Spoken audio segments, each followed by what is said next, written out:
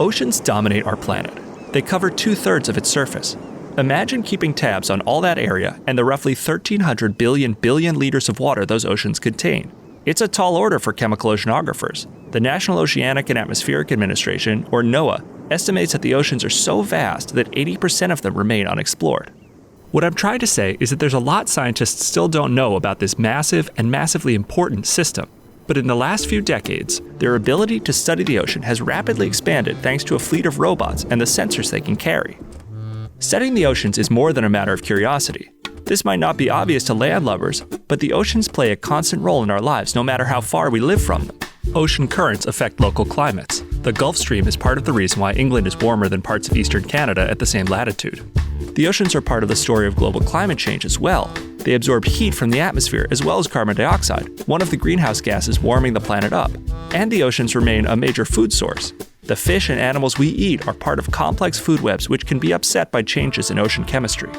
Using robots to study chemical oceanography is still pretty new, but oceanographers have been at this for a couple decades now, and they've gotten pretty good at it.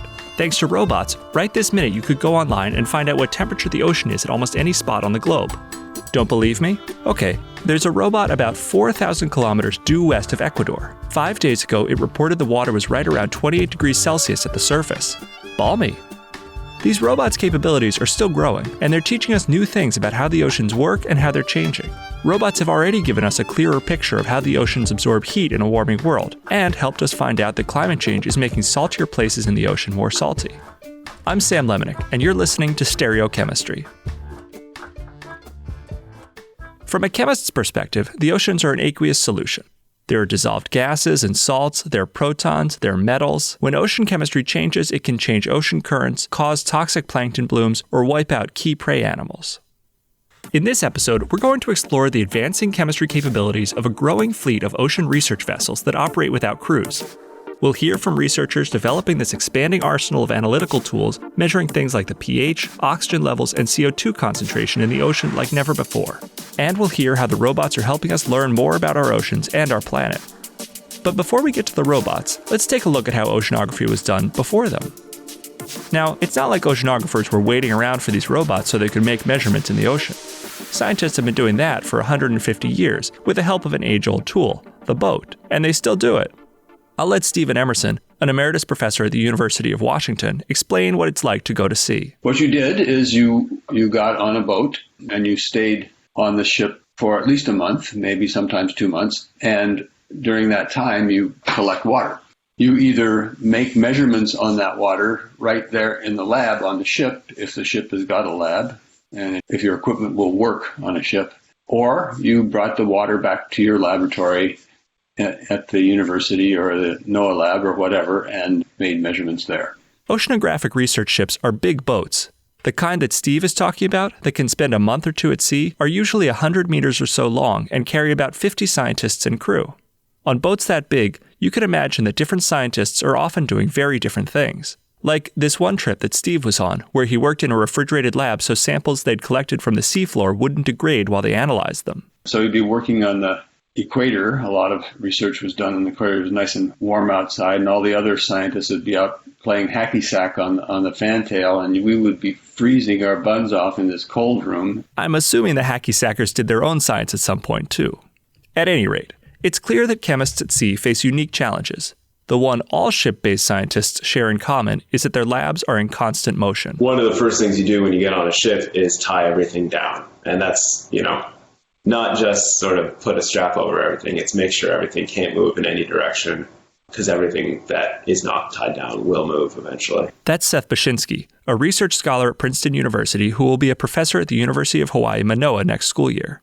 And he assures me that even with all that rocking and rolling, chemists can still do good science at sea. In grad school, my group still did everything by eye, still did manual titrations. And even at sea, I think we are able to get as good of accuracy and precision as any of the automated systems can get on land. So it's not like you sacrifice quality. It's just you have to deal with everything moving. It's true, scientists are still doing wet chemistry by hand on ships, but a lot of labs also use automated systems or flow systems, so you don't have to handle samples or reagents while the lab is rocking back and forth. Okay, now, guess how many of the scientists I spoke with said seasickness was an issue? Would you guess none? Yeah, they said you just get used to the motion after a few days. I guess I'll have to take their word for it. For oceanographers, the real limitations to ship-based observations aren't hacky sackers or unsettled seas. Daniel Rudnick of the Scripps Institution of Oceanography at the University of California, San Diego, points to two big reasons why oceanographers started thinking about alternatives to these big research trips. They cost a lot, and they only give you a narrow view of what's happening in the oceans. If we wanted to measure something on the scale of an ocean basin, we'd have to get on a ship and make measurements as we went across, say, the Pacific, and that would take months. And after that, we'd have one line across the Pacific with a bunch of measurements along that line. And that would cost lots of money and lots of people and lots of time. There are only a dozen or so oceanographic research ships capable of making a trip to the middle of an ocean, and they can cost tens of thousands of dollars a day to operate. They're often restricted to certain routes, too. For instance, the Northern Hemisphere has been sampled much more extensively than the Southern Hemisphere. And there are still places they can't easily go, like the Arctic, or places they can only go certain times of the year, like the ocean around Antarctica. All of that makes alternatives to ship-based observations pretty appealing. But I want to be clear that oceanographic research vessels aren't going anywhere. All the people I talked to who currently work with robots said some variation of the same thing. We still need ships. Here's Dan again. Ships are really important, and they're still a huge part of what we do, especially because they're measurements that can only be made from ships. Ship-based observations are still the gold standard. Ongoing observations by ships reassure oceanographers that data collected robotically is still reliable. And, as Dan alluded to, ocean robots can still only measure a handful of variables, while ships have broader capabilities. More on that in a minute. First, let's meet the robots. Now, when I say robots, I'm not talking about C-3PO and scuba gear. I'm going to retract this. The first robots were called profiling floats. These floats are metal tubes adorned with sensors and antennae. They're about the size of an average person, and they help researchers create a profile of the ocean by sinking to different depths and taking measurements. Ken Johnson is a senior scientist at the Monterey Bay Aquarium Research Institute who has led the charge when it comes to robotic biogeochemical oceanography. He gave me the rundown of what the standard depth profile looks like for one of these floats. The float sits at 1 kilometer for 9 days, then goes down to 2 kilometers and changes its buoyancy simply by inflating like an oil-filled balloon and comes to the surface. And coming up through 2 kilometers, it makes chemical measurements, nitrate, pH, oxygen, chlorophyll, particles, temperature, salinity, and reaches the surface in about 6 hours from 2 kilometers and phones home to a satellite. And, the data is processed in real time and goes right on the internet. There are about 4,000 of these profiling floats in the oceans right now as part of something called the Argo program, and they're spread almost evenly across the globe. The data they're collecting helps oceanographers understand things like ocean currents, the global climate, and the ocean food web. More on that later. Let's stick with the robots themselves before moving on to the gear they carry. After profiling floats came gliders, which are essentially floats with wings, according to Dan Rudnick, who you met earlier. He says, unlike the floats, gliders don't have to stay in one spot. So that at the same time it goes up and down, it can fly horizontally on wings. And so where floats get taken wherever the currents want to take them, gliders we can control. So we use gliders when there's a region that we want to observe especially well, like a coastal region off the coast of California where I've done most of my work. Remember how Dan told us about some of the limitations of the big research ships? How sending a single ship to get data from a single line through the Pacific could cost a bunch of money in research hours? Gliders and floats help get around that. And Dan was actually working with a small fleet of gliders when we talked. So if I'm piloting right now, the most intensive experiment I'm doing now is in the Mediterranean, where we have gliders in the water right now south of Spain. I used to spend typically a month a year at sea, and I did that probably for 20 years. And I learned that there had to be a better way than having to be out on the ship all the time. I love going to sea, but I love even more sitting here, and right now we have about 15 gliders out in the water, and they're all sending their data back, and I can watch it roll in. Floats and gliders are the workhorses of the ocean robot world. But there are other vehicles out there autonomously patrolling the oceans. There are wave gliders, which look like surfboards and use energy from waves to cruise the seas. There's the jet yak. It's a kayak with a water jet motor, hence jet yak. And then there are sail drones, which are robot sailboats. And sail drones stand out from the diverse fleet of aquatic robots. I work with several different kinds. Probably the most charismatic of which is the sail drone, which is a brand new autonomous vehicle that's about 20 feet long and 20 feet tall. That's Jessica Cross, an oceanographer with the Pacific Marine Environmental Laboratory, which is part of NOAA. Jessica studies carbon dioxide in the Arctic, and she tells us part of the sail drone's unique character comes from its origin story. In 2009, a guy named Richard Jenkins set the speed record for a type of yacht that sails over land. He hit 202.9 kilometers per hour in a dry lake bed. The yacht didn't look much like a sailboat. It was on wheels for one thing, and the sail wasn't a piece of fabric. It was a rigid foil that looked like an airplane's wing. After setting the record, Jenkins started building prototypes for an autonomous sailboat with a similar design.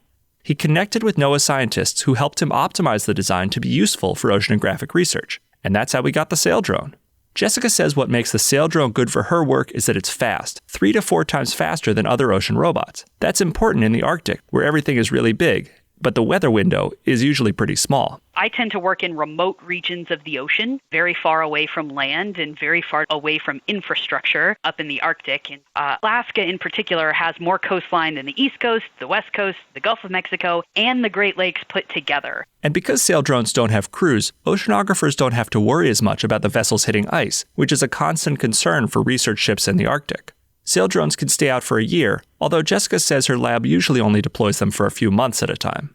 They are limited to making observations only at the surface and in the top couple meters of ocean, but Jessica says that's still giving oceanographers a much broader picture of what's happening with carbon dioxide in the Arctic as a complement to ship-based observations. Ocean robots are sort of expanding our portfolio. I wouldn't say that we are losing ship-based missions at all. They still represent a really important traditional tool that we use to collect essential data. The sail drone doesn't get into the bottom waters. We have to have that data. What the sail drones provide is a different type of data. And now it's time to dive into that data. We've talked a little bit about what researchers want to measure, but how exactly are they measuring it? The answer, as you might imagine, involves some chemistry, and we've got all of it heading your way after this break. Hey there, this is Matt Davenport, and I'm producing this episode of Stereochemistry as we speak. Well, I'm speaking, you're listening. And I really hope that you love what you're listening to. So does everyone involved with stereochemistry. That's why we wanted to take this opportunity to ask for your feedback. What do you like? What can we do better? There are a bunch of ways you could let us know, but it would be amazing if you could leave us a review and a rating on iTunes. If you don't want to be so public about it, shoot me an email at m_Davenport@acs.org. That's m_Davenport@acs.org. But please consider sharing a review and rating on iTunes. It will help other people find our podcast, and more importantly, it will help all of us here at CNEN make the show better for you and all of our future listeners. Thank you so much. Now, back to the ocean robots. Before we get into the chemical measurements our ocean robots are making, let me introduce a little terminology. Chemical oceanographers distinguish between sensors and analyzers, and we're going to be talking about both. In simple terms, analyzers do some kind of chemistry on a sample to make measurements. Sensors make measurements in other ways, like detecting an electrical current. Sensors are more common on long-duration robots like profiling floats, which can operate for a decade, because they don't rely on chemical reagents that can degrade or run out like analyzers do. Now that that's squared away, let's talk measurements. Steve Emerson is a good person to start with. He's the one who was stuck in a refrigerated lab while his friends played hacky sack in the sun. Steve studies carbon, and the oceans play a big role in the Earth's carbon cycle. They absorb carbon dioxide from the atmosphere. Carbon dioxide is one of the gases contributing the most to global climate change. Photosynthesizing plankton take up carbon dioxide from seawater. When they, or the animals that eat them, die, they take that carbon with them to the seafloor, making the ocean an important sink for CO2. Steve researches how organic matter, carbon, moves from near the surface down to the deep ocean. And figuring out how to do that on a float took a bit of work. One way to study it, and the way that I decided to do this, is by studying the oxygen mass balance in the surface ocean.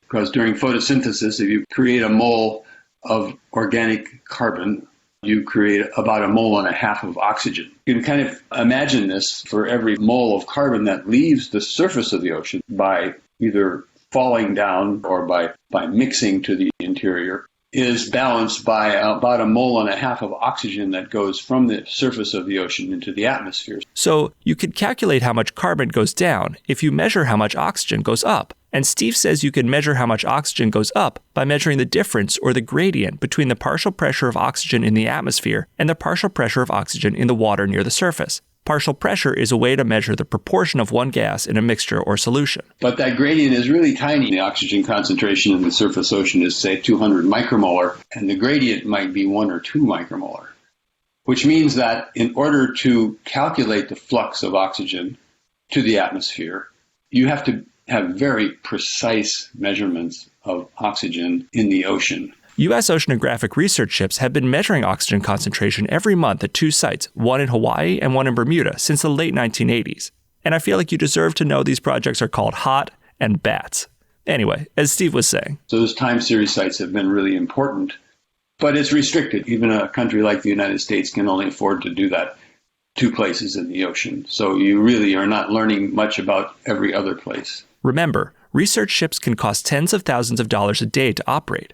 The limits of that data are why Steve wanted to put oxygen sensors on profiling floats. He could buy oxygen sensors and put them on the floats to take measurements. But the problem was, the sensors' measurements would drift over time. So when you first put them in the water, you would get really accurate measurements. But after months and years of going up and down, you couldn't trust the data they were reporting.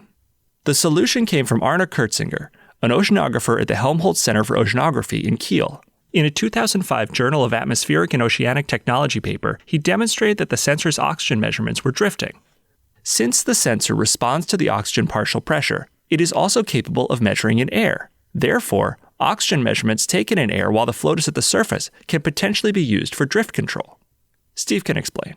We know that the oxygen concentration in the atmosphere is everywhere the same to about 4 decimal places. So when the float comes up and ends its profile and sticks its antenna out into the atmosphere to send the data home, you could just keep measuring oxygen. Actually, every time the float surfaces, you calibrate it. So, how do you add an oxygen sensor to an Argo float? Remember Ken Johnson, the guy who championed using floats for biogeochemical research? He's got a great analogy. The vision I always have of a float in the old TV series, The Beverly Hillbillies, when they were coming to town on the pickup truck with Granny in her rocking chair strapped on the roof.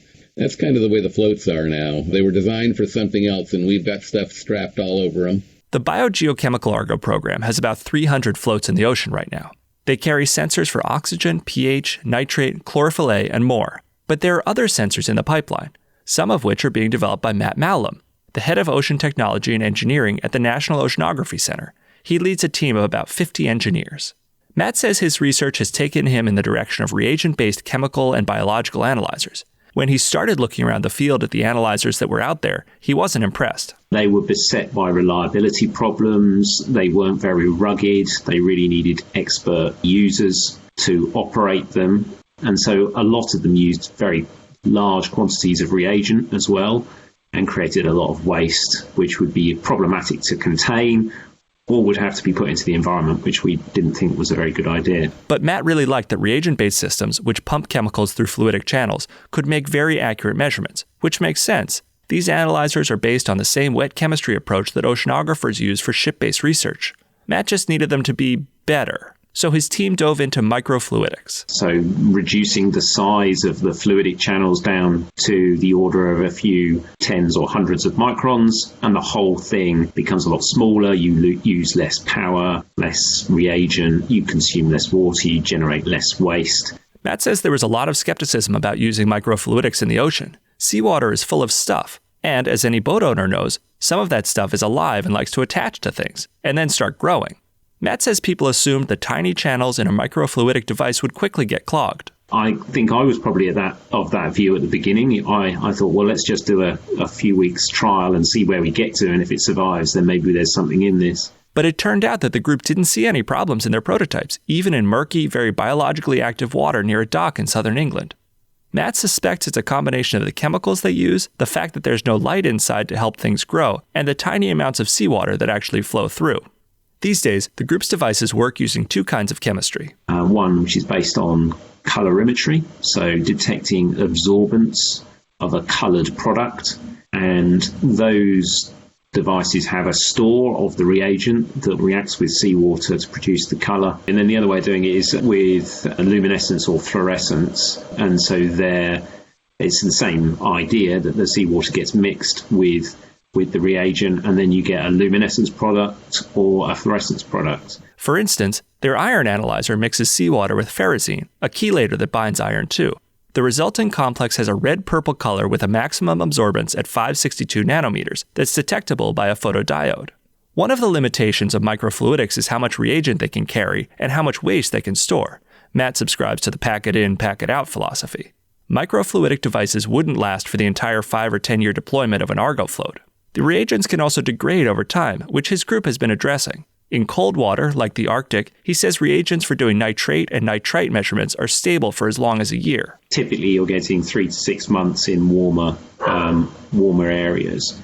We are doing some things about reagent lifetime. You can get longer lifetime. There's some techniques is in develop now. I can't really talk too much about, but we'll try and stretch that out. But other chemistries are a bit more robust. So the dyes for measuring pH, total alkalinity, they're much more robust and will last for a long time. I've got another interruption. Hello. Yeah, that was Matt's son. Right, come on then, quick. What Matt was going to say was that these dyes for measuring pH and total alkalinity can last as long as 3 or 4 years based on their tests. In the meantime, however, while Matt and others are inventing and refining new kinds of sensors and analyzers, there are still important variables that ocean robots can't measure directly. One of those is carbon dioxide, which is kind of crazy to realize when you think about how much attention CO2 gets these days. CO2 is a greenhouse gas that's contributing to global climate change, and humans have dumped billions and billions of tons of it into the atmosphere by burning fossil fuels. Oceanographers and climate scientists know that the Earth's oceans are absorbing a significant fraction of the carbon dioxide humans put into the atmosphere, enough to blunt the effects of global warming. But they also know that as temperatures and CO2 concentrations rise, the ocean's ability to take up carbon dioxide may change. Understanding that, and the effect that CO2 has on sea life, are big questions oceanographers are hoping ocean robots will help them answer. Here's Jessica Cross again. She's the NOAA researcher who talked to us about those charismatic sail drones. And I should also remind you, she's studying CO2 in the Arctic. Improvements to sensors have already had a huge impact on her work. Sensor development has been able to reduce the uncertainty in CO2 flux measurements, that movement of CO2 between the atmosphere and the ocean, by 50%. We understand it twice as well as we did 15 years ago. Oceanographers can measure CO2 directly on ships and with bigger robots like sail drones, but they don't have reliable sensors they can deploy on floats, which are more ubiquitous. So researchers have adapted. They're taking advantage of the carbonate system to make measurements of CO2 with floats. Let me explain. When CO2 dissolves in seawater, it reacts with H2O to form carbonic acid. Carbonic acid is in equilibrium with bicarbonate and carbonate ions in water. By measuring aspects of this system, scientists can figure out how much CO2 is present. Here's Jessica's colleague, Nancy Williams, a postdoc at NOAA in Seattle. She's studying CO2 levels in the ocean around Antarctica. What we need is more than one measurement of the carbonate system in order to really constrain the chemistry that's going on. So there are 4 measurable parameters. There's pH, alkalinity, dissolved CO2, and the partial pressure of carbon dioxide. And so if you really want to constrain the system, you need to measure 2 of those 4, and the floats are only measuring pH. So that's one parameter. Another one, alkalinity, can be estimated based on salinity measurements, which Argo floats also have sensors for. From there, oceanographers are able to estimate the partial pressure of CO2 in seawater. And Nancy says we're learning that the oceans might not work exactly how we thought. It seems like the floats are observing much more outgassing of CO2 in the wintertime than we had previously thought.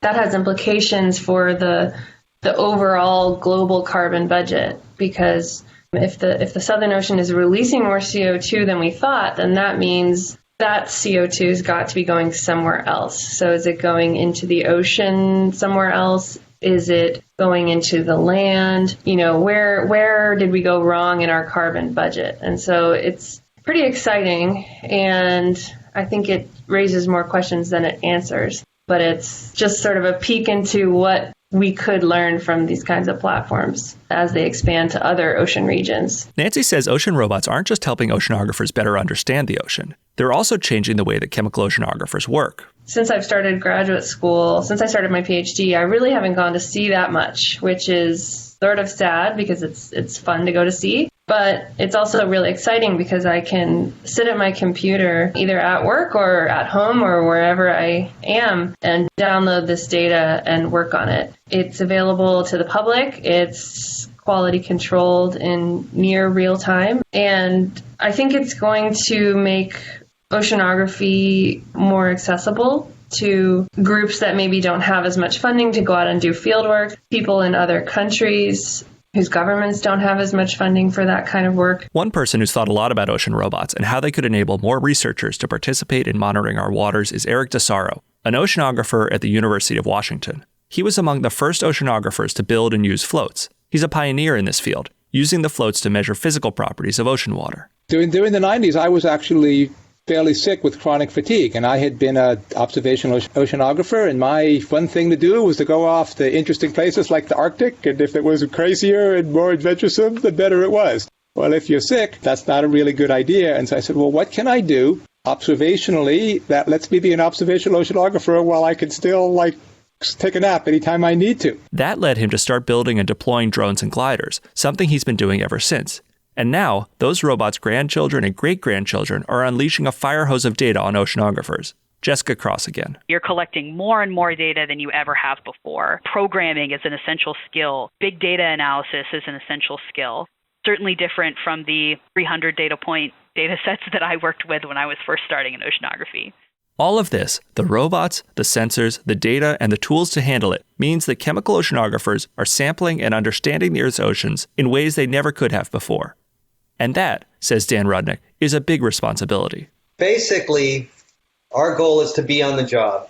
There are changes that are happening in the ocean.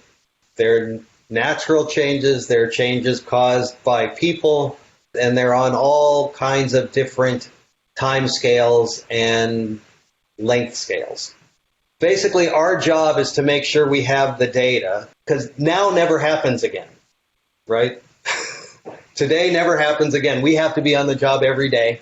Our goal is to create a record that everybody can use moving forward. And so that's what I like to leave people with when they wonder, why we work so hard at this. It's really so in decades we have the data we need to make good decisions.